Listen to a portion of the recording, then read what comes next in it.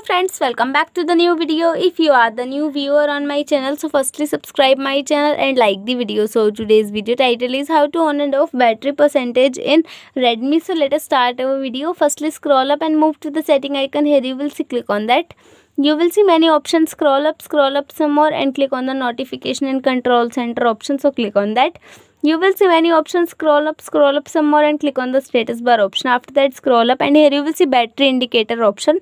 So click on that and here you will see if you want to show off battery percentage, so click on that and here you will see now your battery percentage is not shown in the status bar. So after that, if you want to show on battery percentage, so firstly click on that and here you will see in this way battery percentage is shown in your mobile phone in this way. After that click on the back option. So I hope this video helps you to on and off battery percentage in your mobile phone. If this video helps you, so please subscribe my channel and like the video. Thank you so much for watching our video.